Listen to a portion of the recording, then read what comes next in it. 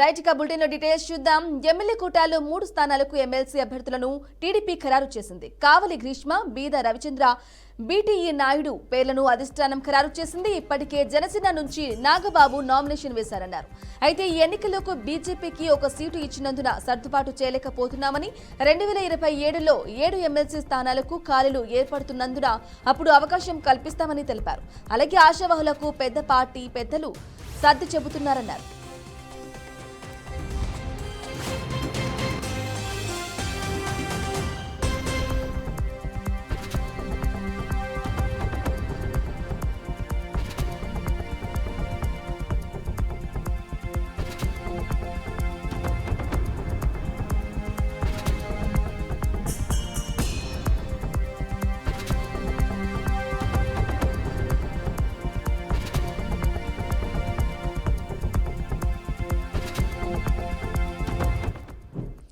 Breaking news చూస్తున్నాం. MLA కోటాలో 3 స్థానాలకు ఎమ్మెల్సీ అభ్యర్థులను టీడీపీ ఖరారు చేసింది.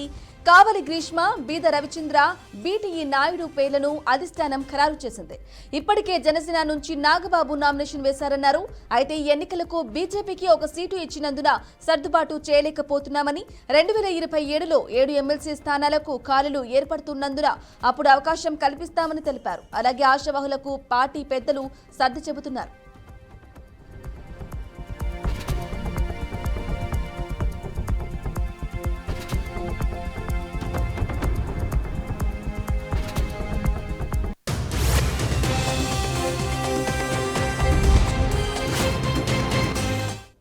ఇదే విషయానికి సంబంధించి పూర్తి సమాచారం మా బ్యూరో చీఫ్ సాంబశివరావు అందిస్తారు. సాంబశివరావు, మొత్తంగా చూసుకోవచ్చు, టీడీపీ ఎమ్మెల్యే కోట ఎమ్మెల్సీ అభ్యర్థులు ఖరారు చేశారు. ఎమ్మెల్సీ అభ్యర్థులుగా కావలి గ్రీష్మ, అదేవిధంగా బీద రవిచంద్ర, బీటీ నాయుడు, ఈ ముగ్గురిని కూడా ప్రస్తుతం అయితే టీడీపీ అధిష్టానం ఓకే చేశారు. ఎందుకంటే ఉన్నటువంటి 5 ఇప్పటికే మిత్రపక్షంగా ఉన్నటువంటి జనసేనకి ఒక సీటు కేటాయించడం జరిగింది. దానికి సంబంధించి నాగేంద్రబాబు కూడా నామినేషన్ దాఖలు చేశారు. అయితే ప్రస్తుతం ఉన్నటువంటి పరిస్థితుల్లో ఇంకొక సీటు ప్రస్తుతం బీజేపీకి అయితే కేటాయిస్తున్నట్లుగా తెలుస్తా ఉంది. అందులో భాగంగానే ఇప్పుడు ప్రస్తుతం 3 సీట్లను మాత్రం ప్రకటించింది. అయితే ఇక్కడైతే మాత్రం ఇప్పుడు టీడీపీ ప్రకటించినటువంటి సీట్లలో మాత్రం ఊహలకు అతీతంగా ఉన్నాయని చెప్పుకోవాలి. ఎందుకంటే ప్రస్తుతం ఎవరైతే ఆశావాహులు ఉన్నారో గతంలో సిట్టింగ్ ఎమ్మెల్యేగా ఉంటూ కూడా అక్కడ సీట్లు త్యాగం చేసి ప్రస్తుతం ఖాళీగా ఉన్నారో వాళ్ళకి ఇస్తారని చెప్పేసి కూడా అనుకున్నటువంటి పరిస్థితి. ఇప్పుడు ప్రస్తుతం కొమ్మలపాటి శ్రీధర్ కావచ్చు, అదేవిధంగా పిఠాపురం నుంచి వర్మ కావచ్చు, ఇటు దేవినేని ఉమా కావచ్చు, ఇటువంటి వాళ్ళల్లో ఎవరికో ఒకరికి ఒక సీటు వస్తుంది అని భావించినప్పటికీ ఎక్కడ కూడా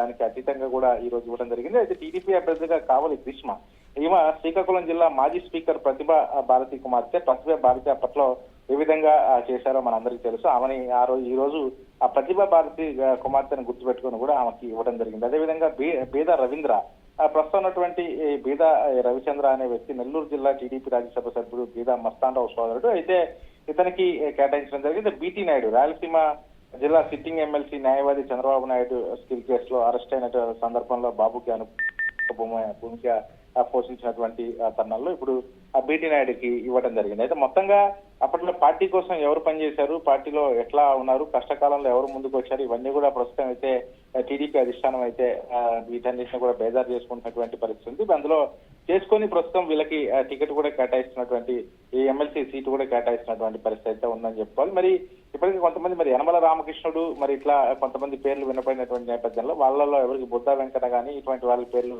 వినపడినటువంటి నేపథ్యంలో మరి వాళ్ళకి ఏ విధంగా వాళ్ళకైతే ఈసారి ఖచ్చితంగా ఎమ్మెల్సీ లేదని చెప్పేసి ఒకసారిగా ఖరారు అయిపోయినటువంటి పరిస్థితిలో మనకు స్పష్టం అయిపోయింది. మరి ఈ నేపథ్యంలో మరి వాళ్ళు ఎట్లా స్పందిస్తారు అనేది కూడా వేచి చూడాల్సిన అవసరం అయితే కనపడతా ఉంది. మరి చాలా మంది ఎవరైతే సిట్టింగ్ ఎమ్మెల్యేగా ఉంటో అక్కడ నియోజకవర్గాల్లో పనిచేసినటువంటి వాళ్ళు కూడా సీటు కూటమి భాగంగా వాళ్ళు అక్కడ ప్రస్తుతం ఆ రోజు సీటు త్యాగం చేసినటువంటి పరిస్థితి. మరి అటువంటి వాళ్ళకి ఈ రోజు సీటు మరి ఇవ్వలేదు. మరి ఇందులో చూస్తే ఎవరు కూడా ఊహించని పేర్లనే చెప్పుకోవాలి. ఇటు ఎమ్మెల్సీ అభ్యర్థులుగా కావలి గ్రీష్మ కావచ్చు, బీద రవిచంద్ర కావచ్చు, బీటీ నాయుడు కావచ్చు.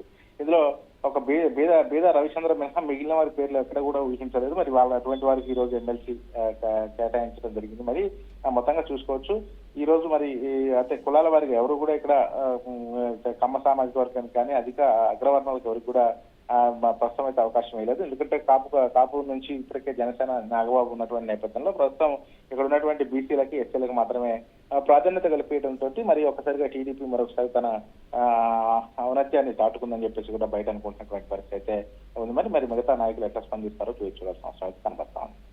Right Sambasivarao, thank you for the updates.